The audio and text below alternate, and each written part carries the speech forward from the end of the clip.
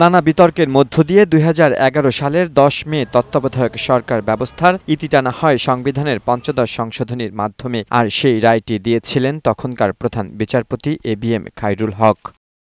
তবে গত ৫ আগস্ট শেখ হাসিনা সরকারের পতনের পর তত্ত্বাবধায়ক সরকার ব্যবস্থায় ফেরাতে রিভিউ চায় সুজন সম্পাদক বদিউল আলম মজুমদার সহ ৫ বিশিষ্ট নাগরিক। মঙ্গলবার ১০ দিনের শুনানি শেষে এ মামলার রায়ের জন্য ২০ নভেম্বর দিন ধার্য করেন প্রধান বিচারপতির নেতৃত্বাধীন আপিল বিভাগ। অনেক চড়াই উতরাই পেরিয়ে এখন আবার সকলের কাছে মনে হচ্ছে এই তত্ত্বাবধায়ক সরকার ব্যবস্থাই আমাদের গণতন্ত্রের জন্য সবচাইতে গ্রহণযোগ্য মাধ্যম।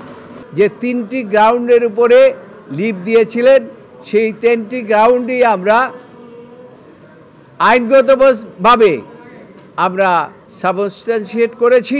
এ মামলায় সব পক্ষই সর্বোচ্চ আদালতে আবেদন জানায় ফেব্রুয়ারির নির্বাচন অন্তর্বর্তী সরকারের অধীনে করে পরের নির্বাচন থেকে তত্ত্বাবধায়ক সরকারের অধীনে করার। নির্বাচিত সরকারের অধীনে নির্বাচন অনুষ্ঠিত হলে দেশে নানান অরাজকতা নেমে আসে বলে মন্তব্য করেন রাষ্ট্রের সর্বোচ্চ আইন কর্মকর্তা। বাংলাদেশের প্রেক্ষাপটে প্রমাণিত তত্ত্বাবধায়ক সরকারের আন্ডারে যে নির্বাচন, সেই নির্বাচনটা হলো বৈধ নির্বাচন।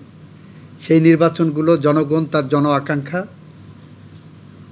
প্রতিফলন ঘটাতে পারে, সেই নির্বাচনে জনগণ ভোট দিতে পারে। তথাকথিত নির্বাচিত সরকার, আমরা বলেছি সেই সরকারের আমলে মৃত ব্যক্তিরা এসে ভোট দিয়ে যায়। ১৯৯৬ সালে সংবিধানের ত্রয়োদশ সংশোধনীর মাধ্যমে তত্ত্বাবধায়ক সরকার আনে সে সময় বিএনপি সরকার। লিওন মীর, বৈশাখী সংবাদ, ঢাকা।